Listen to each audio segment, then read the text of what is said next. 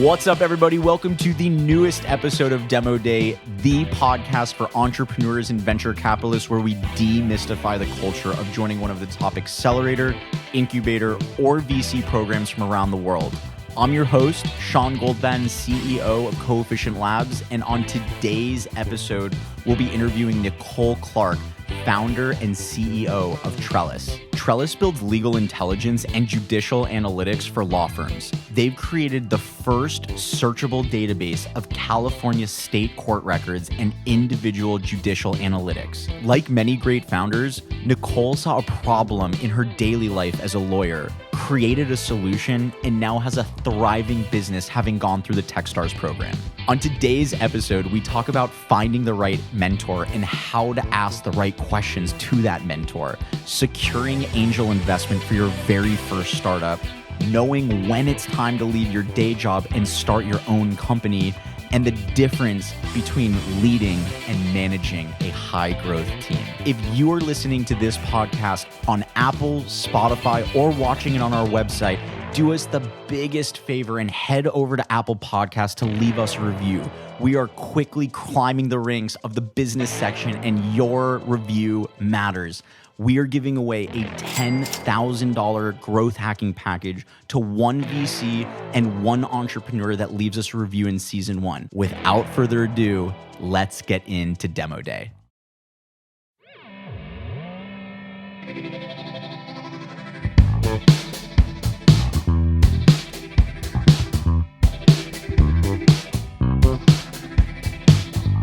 Nicole, thank you so much for joining us on this episode of Demo Day. No problem. Happy to be here. Awesome. So we're going to talk a little bit more about your early life and your journey of starting your business and how we got to where we are today. But something that I found really fascinating is that most of your early career was spent being an attorney, working in law firms, and, growing up, being a lawyer, being a doctor is sort of like the two or, one of a couple professions where it's like, if you go into this route, you are set for your life. And it's like, it is something that it's very stable, but it's also completely different than starting your own business and being an entrepreneur. And so now that you're over a year into your business, you've raised millions of dollars for your startup.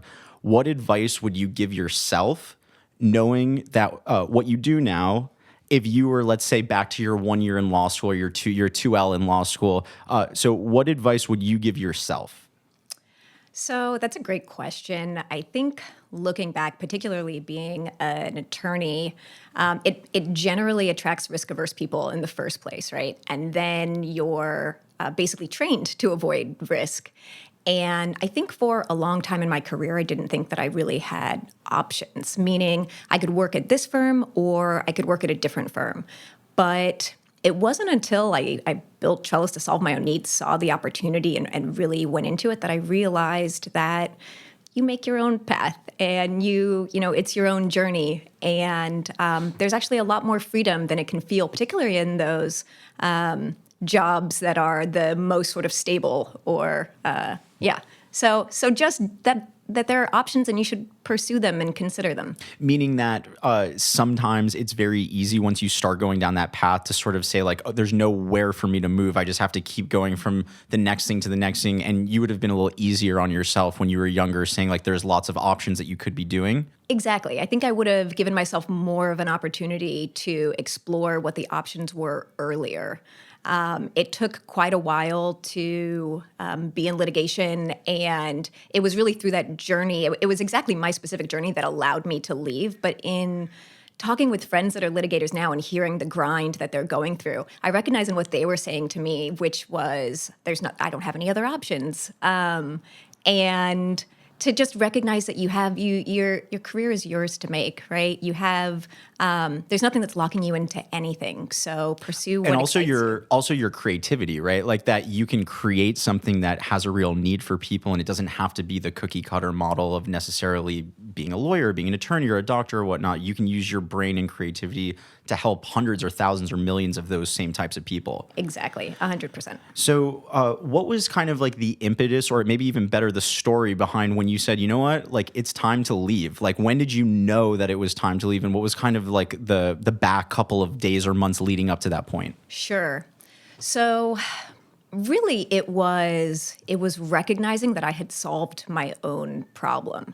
And what I mean by that is, so a little bit of background on how Trellis really got started, which was I sort of recognized the inefficiencies in the system for quite a few years. Believe it or not, the way that every attorney starts their case, they send around an email office-wide, just internal at the firm, that says, does anyone have any intel on my judge?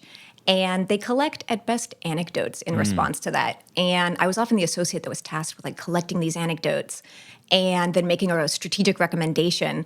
And it just blew my mind that here we were with an industry with such great resources, so much data, and we're sourcing anecdotes to make decisions. So the idea had started to percolate quite a few years ago. And I think that the difference why I didn't jump earlier was I was at different size firms and I thought to myself, okay, well, it just must be this inefficient, this archaic because I'm at a firm with this type of resources. And as I continued on in my career, realizing that no, that's just the way lawyers do it right now, really started to sort of be the catalyst. But the way we started collecting data was it was an all-nighter. I was writing a giant motion for a client. It's the motion that your last chance to win before trial. And so it's incredibly expensive. It takes months to write.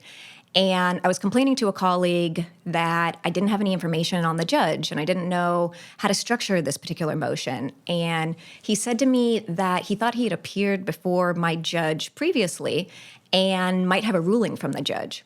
And we went and we checked the file. Lo and behold, there was a ruling from my judge on my issue, on my motion, that was basically a how-to of exactly how to write this motion to him, the case law to cite, the way to structure it. And for me, that was the full light bulb, which was there's all this practical data at the trial court level that is being released that no one has tapped, that is not being collected, isn't being archived, and the giant incumbents in the space, Lexis and Westlaw, haven't gotten anywhere near the trial courts, which is where 99% of litigation actually takes place and settles long before trial, let alone making it to appeal, which is what really the dinosaurs of legal research focus on. And so we started collecting data after that. So I went to smart engineers and said, look, this data is being released and no one's tapping it. And after they sort of went through and because they didn't believe me at first, right? It's like every industry is effectively utilizing data. How in the world could law not be? Did their own research, saw market opportunity, and realized that this was a massive opportunity here. And so started collecting data, and I was really customer number one. And that was part of how it was the journey to see if this was something that I would leave my career for. I wanted to validate it. If it was going to be really useful for me, it would be useful for other attorneys. And so I used it in practice and went on over the next couple of years while we built a really meaningful data set to have just an incredibly successful motion practice, to win motion after motion. And, I'd love to take credit for it, but really I had the data. I had the answers to the test. And when I recognized just what a massive competitive advantage it was to have access to this data, it was really clear that this was an opportunity. It's a type of opportunity that you don't get many times in your lifetime. Yeah. And if I didn't take it, that would be a bigger risk than continuing to litigate, is really the way that it felt for me. And it was almost like a compulsion. I didn't have a choice. This was so obvious that I had no other choice but to go in and launch Trellis. That's awesome. I think one of the things that is ringing out to me, we had a guest on, Eric from Tapcart, where he said the best businesses in the world solve their own problem first. And it just sounds like that's exactly what happened to you. And it's also such good advice for the early stage founder that's still kind of figuring things out. Because I think a lot of entrepreneurs say, I want to do this or I want to do that, but they're not solving the problem. And if you are solving a problem for yourself first, it's a great way to know whether or not it's something that you could leave your job for, start Absolutely. A career for. Talk to us a little bit more about early life. So knowing now, we'll get back to Trellis and law and legal, but where'd you grow up? Are you from Los Angeles? From Los Angeles originally. I went to college early on the East Coast. So I left LA at 16, then was on the East Coast, stayed out there, then went to law school out there. And then I practiced there for a couple of years before I moved back to California, about maybe 4 or 5 years ago. What did you do for fun as a kid, or what were your hobbies way back when? That's a great question. What fun is an interesting thing, right? For the person that goes into law and then works really hard. So other than working just really hard, which seems to be my activity, I've always liked the outdoors. All the way through, I actually had one of my first jobs was I started a garden design business. And so I did gardens for residential and commercial clients. I still love to garden. So it's sort of my zen away from zen that I've carried with me all since growing up. But yeah, generally stay outdoors as much as possible. How would teachers or some of your best friends in class describe you back in elementary, middle, high school, that time period? I wish I could say that they would probably stay consistent. I think it depends on what time period of my life we're talking about. Okay. I think I would be quieter when I was younger, and then got more serious as I got older. But definitely passionate about things, excited. Did you always know growing up that you wanted to be a lawyer, or was that something that came once you got to high school or college? It came really late for me. It was sort of I'm lucky that it turned out to be something that I liked doing, because it was kind of a quick whim decision, which was I had graduated from college. I was working in admissions at that point at a school, and I was making a lot of money just out of college, but I was really bored. And I had gotten my degree in journalism, and there was really no way to earn a living in journalism. That's not true. There obviously is, and people are doing it, but I felt limited in where I was geographically and what I was going to do. And so I decided I was going to go back to school, and I did kind of a cost-benefit analysis of what was going to be the degree that would give me the most stability, the most financial stability, right? Which is the reason a lot of people go into law. I made that decision, unfortunately, in starting law school in 2008. And then, of course, the economy collapsed, which hit law about a year later, which was my graduating class. So my class just lost out on jobs entirely. They went back to traditional hiring like the year or two after me, but it's the kids that graduated right in 2011. Yeah, that it was a really hard time for. Now, what about business mentors? Did you have, were your parents entrepreneurial? Did you have anyone in your life that was sort of like your businessy mentor, or even, same question, did that come later in life for you as well? It came much later in life. I don't think that I went in knowing that I was going to be an entrepreneur. But when I look back on it, I had always had sort of entrepreneurial just tendencies. Exactly.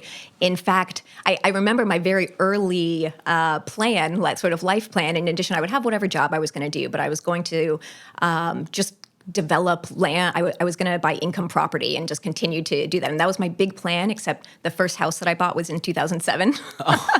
So, but it's a funny thing because I look back and it's the same sort of entrepreneurial spirit that I was carrying with me then, of just trying to figure out a hack for what's a way you can earn passive income and how can you grow it and multiply it without tying your work hour to the amount of money that you can make. So without having parents that were overly pushing you in one direction or another, and not having too many business mentors, where does your passion or drive come from? Because it seems like it's, almost like a prevalent, whether it's in school or legal or in entrepreneurship.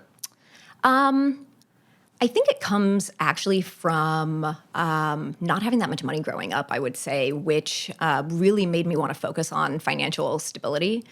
And so I've had that sort of innate drive of, how can I make more money and expand this and move forward all the way through. I think that the same thing happened when I was in law, which was I was fine, right, and making a great income, but I still realized that my hour was tied to a certain amount of money. And at the end of the day, I was only going to be limited by the amount of hours I worked, which was not something I was excited about. But I think because I knew that I didn't have anything to fall back on. So I didn't have parents to fall back on financially. I didn't have a safety net. So it was very much make this happen, and you don't have another choice. And when your option is to succeed, period, then you often do. That's it. That is amazing. Now that you've been through the Techstars program, you have VCs, you have you have people that you can lean on to at least give some advice. Why is having a mentor so important in business or just in life in general? Well, it's important because, especially for first-time founders, you are going to encounter basically everything you're going to be doing is new. You're asked to suddenly become an expert in absolutely everything. So let's say you even went into it knowing your product and your domain. Are you an expert in marketing? Are you an expert in sales? Are you an expert in management? So you're learning so much on the fly, and there is a lot of really smart people that have been through it before and can give you guidance and help you avoid at least the fatal mistakes, right? You're still going to make mistakes, but it's really helpful to have someone that has had experience in the exact obstacle that you're going through and can help to sort of guide you through. Now, I wanted to kind of turn that question into some advice for others, because I think that there are a lot of people, especially the young in college or just out of college, that say, "Well, I don't have a mentor. I'm in Nicole's spot. Like, I didn't have someone growing up." How did you develop the concept of starting to bring on mentors? What advice do you have for those that are just like you, starting at zero, getting their number one? I think I identify, where you would like to be, or certain characteristics of a person that you really think are ideal, and you simply reach out to that person and let them know. I mean, it at the end of the day, that sounds really simple, and it's not. Asking for help is actually really hard. It's one of the things that I've had to work on and continue to work on. But I think that a lot comes from if you're just genuine and you let people know, look, this is where I am, this is where I want to be. It looks like you've had a lot of success, and I'd love to know a little bit more about you and how you got there. People are really open. They want to, ultimately, people want to help people. I think you just use the word genuine, but it's really interesting because it's almost binary. You're either genuine and they want to help, or they know that it's not genuine. Totally. And that you're trying to do X, Y, and Z around it. And so, taking that genuine approach of you're really trying to learn this specific, and I think that learning specific things is better than, having a very specific question like, I know you're great at product marketing. Yeah. I have a question about the flow of my website is a lot better than saying like, what advice do you have for me to do, build a team or something, right? It's such a great point. And I think that I see that. I think that's something that I myself have gotten better at, is the recognition of, okay, I'm really busy. If someone reached out to me and asked me for a specific thing, I might be able to help them. If they ask me a general, that might feel suddenly like I don't have the time to start to get into that. So the more specific you can be, the better. And it ends up working out the best, because then you can have a variety of people that are really experts in specific areas that you go to as your go-to people when you're trying to figure out, go-to-market or product information or whatever it may be. You've got people that are really experts in that. And it also, I think, plays back into the genuineness of it, because people, I think if I'm, an expert at Facebook advertising, but you ask me a question about legal and HR, and I'm trying to give you I feel ingenuine because it's not my specialty and what I'm most equipped to help with. And so, to your point, having a bullpen or many different people in very specific areas allows both parties to be very focused without starting to bridge into the like, oh, but I maybe want to have you be a client of ours someday, or it's true. So once you graduated from law school and you got your first job as an attorney, or your first couple of jobs, was it exactly what you expected it would be in law school, or did you actually find that it wasn't what you expected once you started working? It was certainly not what I expected. I think that we all think of lawyers from shows that we see on TV, and it's nothing like that. And law school really doesn't prepare you to be a lawyer. It prepares you to think, and I think that's a really important part of it. But in terms of the practical aspects of being a lawyer, I mean, you are out there in the deep end immediately. It was, I think being a lawyer is, I really liked the aspect of problem solving. That's what you're doing on a larger scale. The problem that I had was it's too deadline oriented, meaning you don't ever get to really be proactive. You're always reactive. What's the deadline I have to meet today? And then I bury myself out from that so that I can get the deadline that I have for the next day. And if you could take sort of being a litigator and distill it down to 60 or 70% of what the workload is for litigators right now, it could be a great job. With the way it is currently at most firms, it'll grind you. Yeah. In a different way than entrepreneur, because you're so passionate True. about your thing or what you're doing, as opposed to being on these deadlines for things that are so outside of your control or your passions. Exactly. It's a funny thing because I look at it and I'm like, okay, well, am I working less now? Am I less stressed now? And no, none of those things are true, but it is 1,000 times better. I mean, at this point, I can never imagine going back and being a litigator. There are many other companies to build and solve, but no, being a litigator isn't an option for me anymore. So for someone that is was in the exact same boat as you, maybe they've been in the traditional route for years and years now, but they've decided that they do want to take the transition, they want to take the jump and do their own thing. What advice do you have to ensure that it's both the right transition for them as well as their employer? Because I would imagine like you going and telling your boss or manager like, hey, I'm leaving was a big moment for you. What did you learn about that experience, and what advice do you have for others in the same boat? I think to the extent possible, if you can try and validate product market fit before you jump in as that being your sole salary or not salary for a while, right? Then that's going to put you in a better position. I know that figuring, startup life is hard generally, and at least going into it knowing that you're solving an actual problem is pretty essential to being able to make a transition that's going to be successful. In terms of transitioning out of a career to entrepreneurship, there we go. I think if you've been open with your employer from the start generally, and not saying, I certainly wasn't telling my employer that I was, working and building Trellis separately. But what I did do was use it in my job to be better at my job. And it ended up working out really well for me. And I don't know that my case is everyone specific, but for me, I had a really strong winning streak. And so when I went in to give notice, and really had counted my firm out as a customer entirely because, just a general mid-sized firm, not particularly tech savvy, et cetera.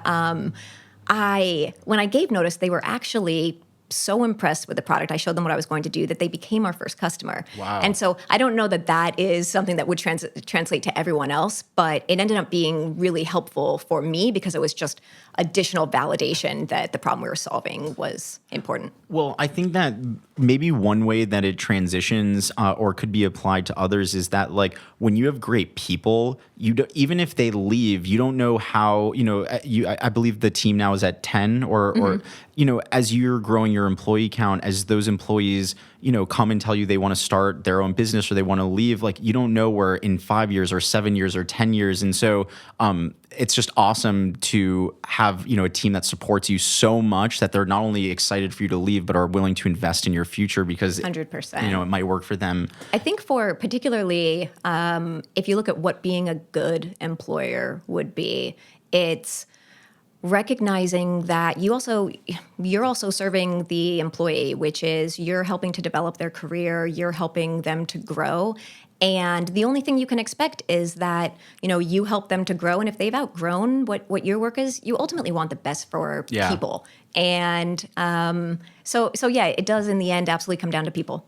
I think that's something that I'm, learning myself. And I definitely didn't come up with this concept, but I was listening to one of the Gary V, vlogs or such. And he was saying that, when he was much younger in his early career, everything around his employees was focused around how do we make it fit in these four walls, when really, if you are serving your team and you're serving your growth of your team, it's okay to help them find their next piece outside of the four walls. And as long as you are that bridge and helping them, connect to their career and their growth, it's still good vibes. It's a net win. A net win, Absolutely. Yes, exactly. Yeah. And it's interesting because the more that you really help people coming from a place not of self-interest, but of just generally helping another human, it all comes back around. Totally. They meet someone, they're in other industries. You don't know how it comes back, but it does.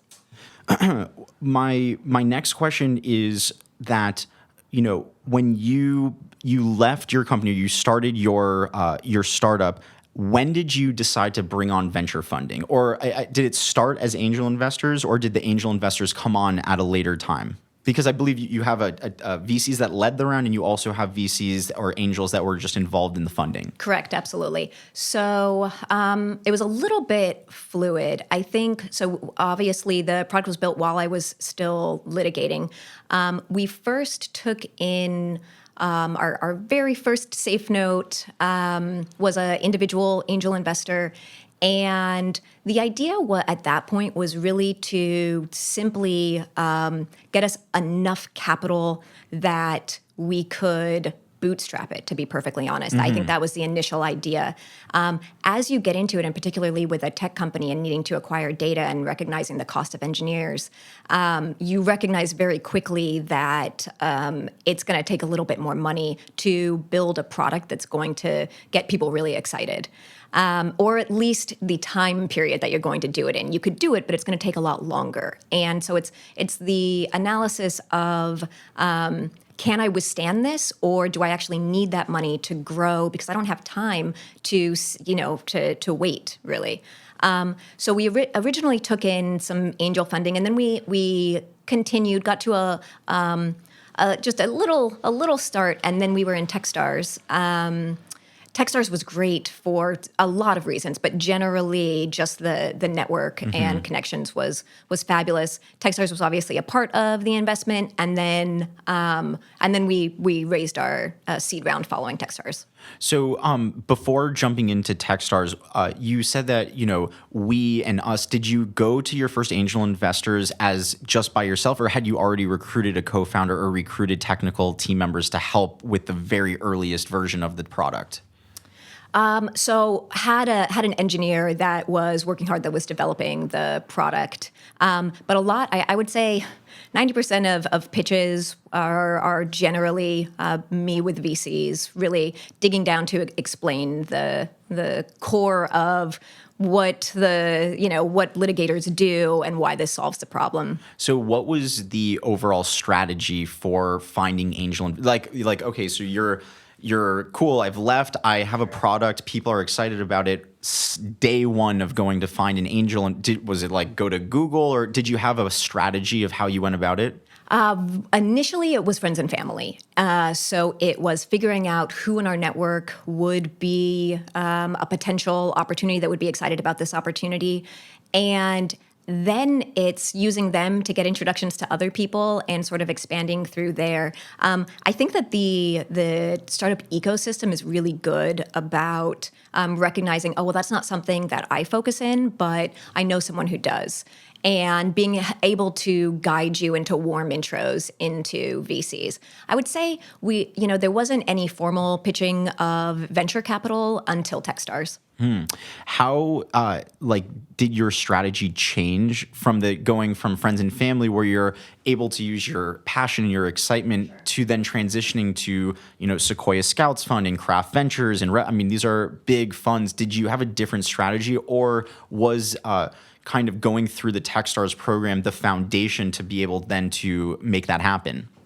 I think it's definitely it's a different strategy. What you have to think about is what are the interests of the person that you're pitching? What are they trying to achieve? And then recognize how what you're doing will also help them and communicate it.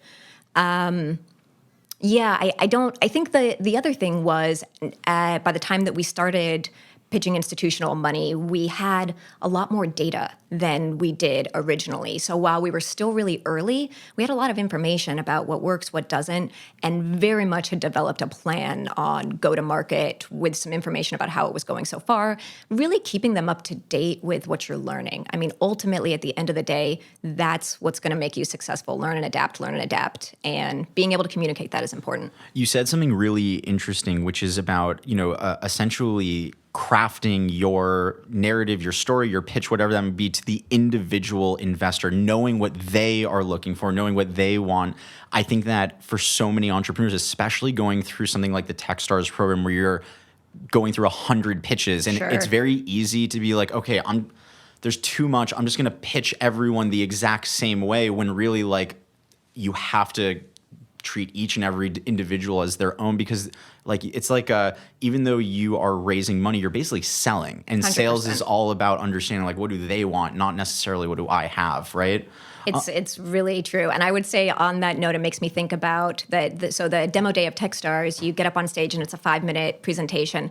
That was one of the harder things for me, because I, unlike some others, didn't have a what's your 30-second pitch Elevator that you do pitch, or every single time, or your couple minute. This is walk me through your pitch deck with the exact script that you do. And I never had that, because I was always sort of changing around with making it more conversational generally. What are the questions that they want? What do they seem most interested in?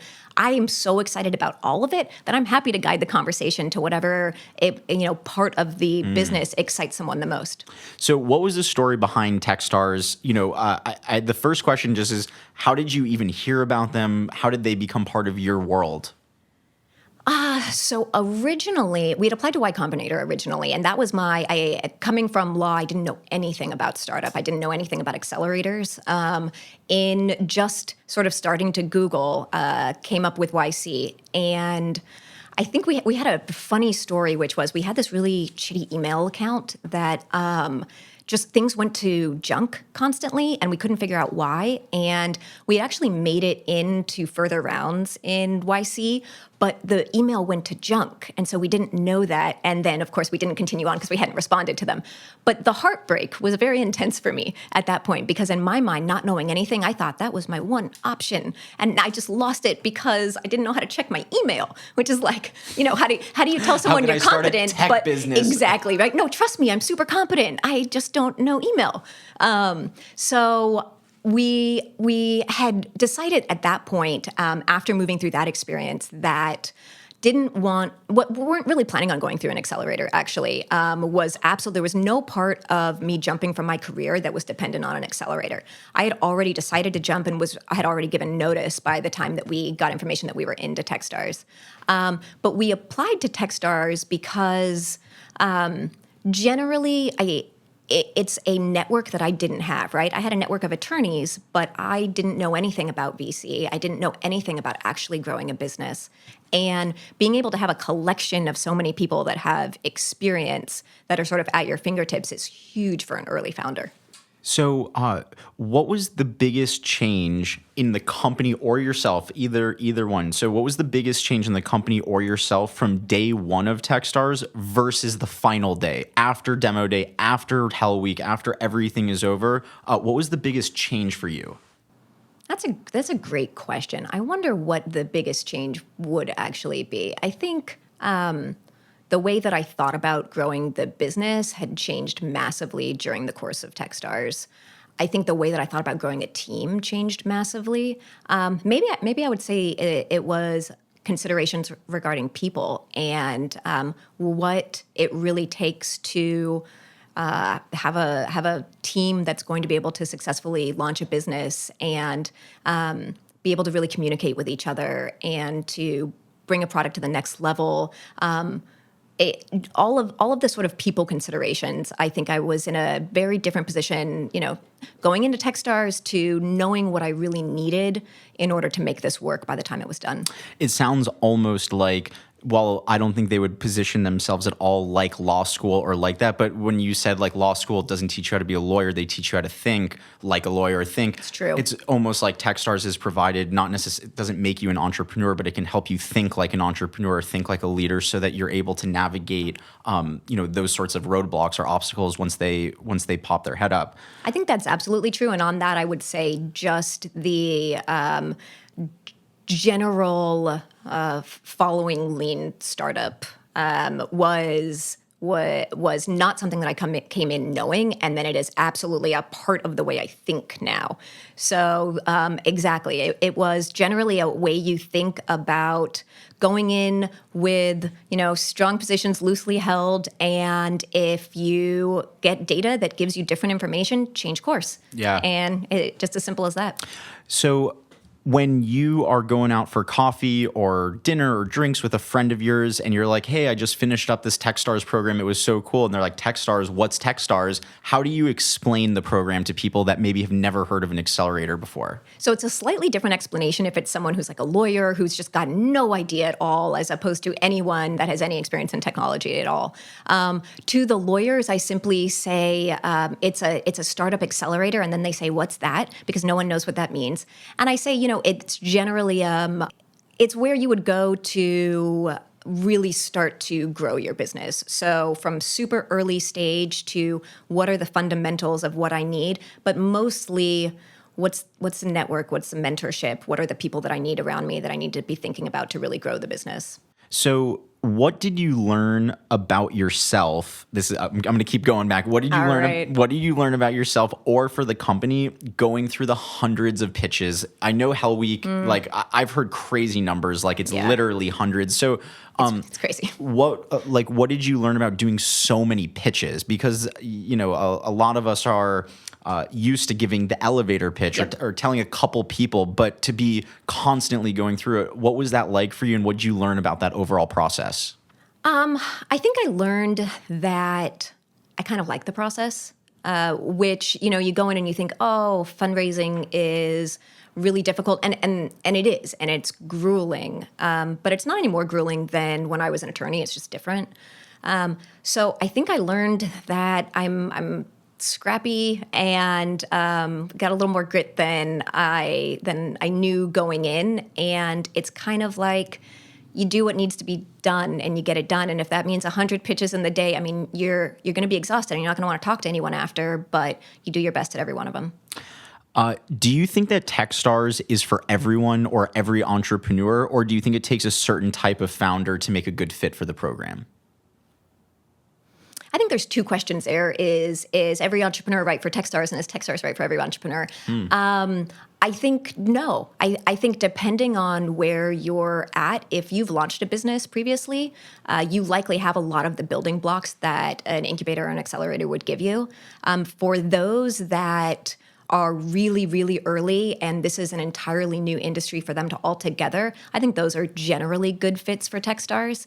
But I'd say an important thing would be coming in without ego, because you're going to get broken down. You'll get broken down in your startup as well, but you'll get broken down through an accelerator incubator that is forcing you to pitch your business hundreds of times in a day. 90% of those are going to tell you what's wrong with your idea or the way you're building it, and you have to just accept it, take in what works for you, and then let the rest go as noise and move forward. So it's the people that can come in without the ego that it's a personal attack in any way, and they can take in the information that is good information and let the rest slide off. What was you had alluded to it a bit a minute or so ago. What was demo day like for you? Was it something that you were dreading leading up to it, or was it something you were looking forward to? And what is demo day?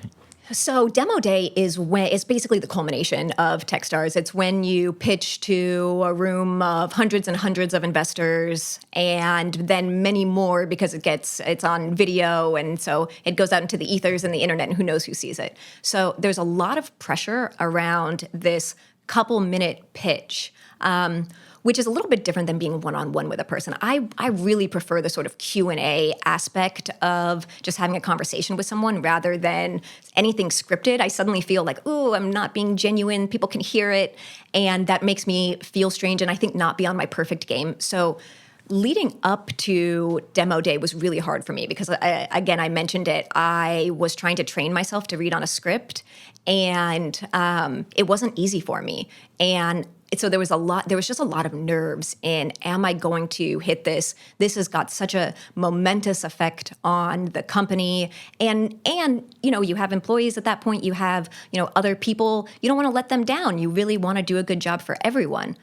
I think I put too much pressure on it. I don't think that demo day was the make or break of my company. It was one of many things.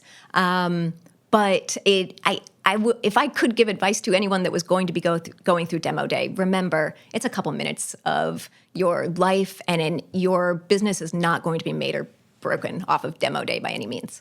I think that's really good advice, especially to hear it from yourself. And And both of us can understand that when those moments present themselves, it is your opportunity to really like show what you've got, and even if it is scripted or unscripted. And so within that context, what advice do you have for entrepreneurs that that you're giving them advice on making a great demo day pitch? What makes a great demo day pitch? The narrative. I think it's what people connect with people, they connect with stories.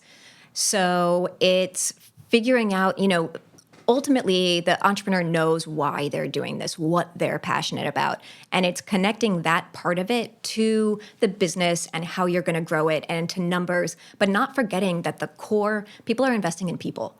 And if they're not connecting with you as a person, they're likely not really going to resonate with what your company is. So focus on that part. For you personally, how did you overcome the nerves of needing to kind of be on this part, but also being authentic? Was it something where you just had almost like giving a speech in front of class where you're just constantly practicing so much that it becomes natural, or is it just is what it is, and it is what it is? I think I definitely prepared a bit. Mine was a little bit atypical in that we hadn't finished the deck that was going along, and so it was constantly iterating up until the very end, and so it kind of kept me on my toes to that point. Wow. I think I was terrified that I was going to forget what I was supposed to say. Just absolutely just terrified.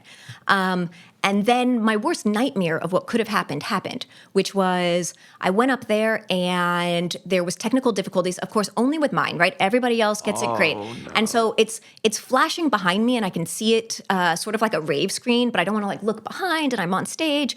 And then I look and I didn't know what to say because it was flashing and it was just like, it was what I had for my nightmare. Totally. And then I just looked and I said, hey, can you go to the next slide?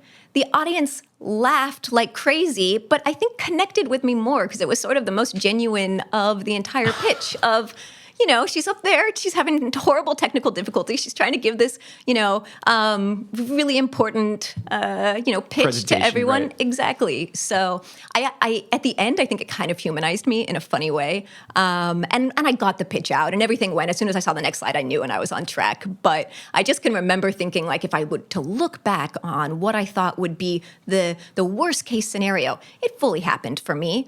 But in coming through to the other side, it wasn't the worst case. It was fine, and ultimately, it probably made the pitch a little bit more relatable. Totally, and it's so. It's just so on brand of being an early stage startup where you just have everything, this is going to happen, then this is going to happen, then this, and then you get there and the slide doesn't work. It's like, okay, well, we better start over. So after Techstars, you then moved into your new HQ. You're over at the Riveter in West LA. What's it been like for you working in a co-working space? Maybe what are the pros and cons for founders that are considering WeWork or the Riveter or any of these sorts of places? So we actually, before that, were out of just a giant hacker house, basically. When we went to Techstars, we got a giant house with the expectation that we would probably have office space there for a while. And so after Techstars, we did, and we were on site for some time. I was living there, so there was, for me, just absolutely no work-life separation. And I think it's important for the business, for the founder to just be able to be as creative and as productive, as emotionally stable as possible. And that's really hard when you've got zero separation. So we did decide that it was a good time to go ahead and get office space. What stopped me doing it for quite a while was the separation. It is my life anyway. What's the difference, right? I use that a lot. But no, it was that I couldn't find office space that was going to be comparable in pricing for what we needed to do, that wasn't going to lock us into a 5-year lease when we're growing, and we're definitely not going to be in the same space now as we will be in 5 years. Yeah. And so that was a really hard jump to say, well, is this the right time now to go into something? And that's ultimately why we went into co-working space, was because there's just so much flexibility, right? For a startup, the flexibility is massive. Turns out that I actually think that having other startups around and having other people and that sort of free-flowing creative energy is something that is generally a win for everybody. So I think it's ultimately a really good space. The cons are noise, distraction, all of those sorts of things. I'm someone that really has to sort of get into a tunnel and just focus. Never been really good at working alongside people anyway, so I do a lot of hiding in phone booths, taking calls and pacing and that kind of thing. Yeah. But everyone else is good and I think enjoys having more people around. Yeah, we, I started Coefficient Labs in my apartment. We then moved into WeWork. We now have our very first dedicated space. So Congrats. Thank you. Having gone through that motion, there is, whether it's at Techstars or Mucker, where I was part of a team that was there, there is something about the energy of other people trying to just make it happen that is infectious. And there's something that is so amazing and team oriented about having your own space that you can call your own. And it's just been like very cool to see both sides of it. And so I want to talk a little bit more now about you as a leader. What is your favorite aspect of running your own business that you were not anticipating when you first started? That I wasn't anticipating. It's like I could name so many things here is the thing. I wasn't anticipating any of this is the problem, right? I'm not sure what I expected, but it's been entirely different than anything that I expected. I think one of my favorite parts is learning, just period, right? And particularly as a leader, I think you can never stop learning to be a better leader. And I'm on a very, very early path with so much to learn. But I've got some great people that really offer guidance, and it goes back to the mentorship thing. I think, being able, maybe even being able to have the support and resources of mentorship that I had never really had previously. And as an attorney, you're on the hook for the work at the end of the day. It's the you don't merit reach of out to yourself. anyone. Exactly. And so it's been really hard for me to remember I have support. I have other people, and I should be. Not only do they want me to, I should be. It's for everyone's good. So I'm going to flip the question on you. What is an element of your business that you didn't expect would be a pain point, or something that they didn't really teach you about in business school or in Techstars, and you're like, whoa, this is something new for me? I think HR stuff generally, right? It's what's the best part of your business? People. What's the worst part? People. It's the core, it's the lifeblood, but there's all kinds of interesting dynamics that take place that I don't think you can necessarily be prepared for, other than learning sort of EQ and how to listen better. Yeah. So you started to talk about it, but I want to dig in a little bit deeper. What have you learned about being a leader, and how is it different than just working for yourself? Like we talked about, like when you're an attorney or a doctor, it's like you are as good as the merit of the work that you produce. Exactly. Whereas once you start building a team, you're only as strong as your weakest team member, right? And so how is being a leader a lot different for you now than just when you were working for yourself? I think there's generally some control stuff for me. It was, when you are the one that's responsible, all the pressure's on you, that's great, but you have a little bit of control. At the end of the day that you're responsible and you have all the pieces. It is different when there's a variety of people and you're pulling everyone together to get to a certain place at the same time. So I think I'm, to be perfectly honest, absolutely still learning how to manage people. I think there's a difference between leadership and management. And the management is something that I am absolutely still learning, the day-to-day management. Leadership, I think, comes down to, many things. And again, still on the path to that. But having a vision and having everyone on board with what the vision is and what we're trying to accomplish. And at the end of the day, it's almost like sales. It's almost like VCs. Are people excited about what they're trying to accomplish? Are your employees excited about what they do? It's really, really hard. And if they don't have a why, they're likely to go somewhere else. That is great advice. Do you have any advice for recruiting great talent when on a tight budget, right? So when you're a startup, everyone is, trying to put the best world-class team together. Absolutely. Without the budget to really make up for it. What advice do you have? And really just what was your approach in recruiting team members? I think it again comes down to the why. You have it, when you don't have money to work with, you're working with, does someone want to build this? Yes. One, do they want to build? Because that's important. And then two, do they want to build this? And you've got to sell them on that they want to be doing this, that this is what is going to get them up out of bed every day to solve this problem. And when you do that, then people are willing to see opportunity. It's not that they're, obviously it's going to pay off at some point, and they're looking at the risk involved, but what's the reward? And along the way, are they going to become better? Are they going to learn more? Are they going to be smarter? Are they going to have a larger network? All of the things that are going to develop their career along the way that are going to keep them moving forward. Are there any books that have fundamentally changed your life or your business life from a leadership, operational, or just psychology, or any books that kind of rise to the top and you find yourself reading over and over again? Hard thing about hard things. I still, I read some of the people stuff often, the stuff about higher level team members and having hard conversations. Honestly, you can't read it enough times. Every time I need to have a conversation like that, I go back and I check it out again. And I think for me, it was just really helpful to see, okay, well, here's someone who has been monumentally successful that recognizes, identifies, and lets everyone know that this is a struggle. And if you're struggling right now, you're on it's par for the course. You're exactly where you should be. If you're not struggling, you're probably not working hard enough, not excited enough, many other things, because building a startup is hard. And part of making it less hard is just recognizing that it is a struggle, and that's okay. Yeah. So Coefficient Labs, we're lucky enough to be bootstrapped and to just grow right on. Now that you have, what feels like eons of experience, even in the context of where you're at, sure. Would you have done your funding cycle the exact same way, or would you have done it a little bit differently, knowing that you had the same conviction, the same passion and energy, just a more experience now going through it? I think I would have done fundraising a little bit differently in terms of the amount of time that I took. Fundraising is just incredibly time-consuming. And meaning you'd spend more time or less time? Less time, but more concentrated.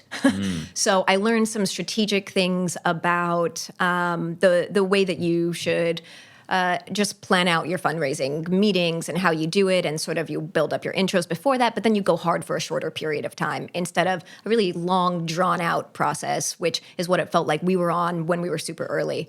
So I think just general strategic, but no, I think for the business that we're building, this is the right fit. We've got the right investors, and we're on the right path. We definitely could have done it with right. It's easy to say we could have. We didn't, so it's an easy thing to say. But would I have had the time to devote for, without a salary for how many years until I was able to grow the business? It's just the nice thing about bringing in capital is you're able to get a lot done really fast, and your scarce resource becomes time rather than money.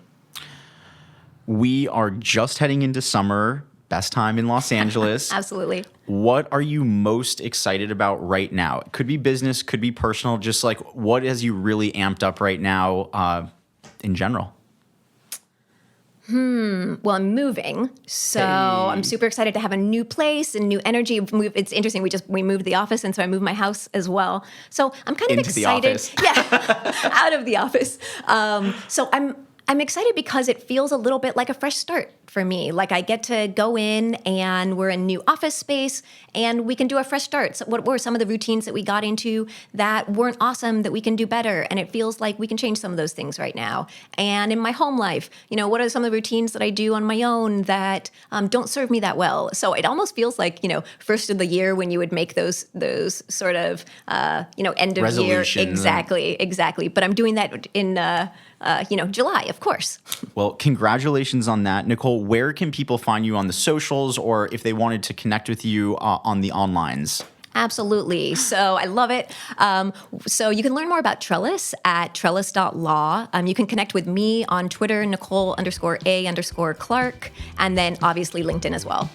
Awesome. Nicole, thank you so much for joining Demo Day. I'm your host, Sean Goldfein. This is Demo Day. Awesome. Thanks, Sean. Thank you. A lot of times you can find meaningful solutions to to problems, but they aren't meaningful enough to shift consumer behavior, and that's really what we're looking for.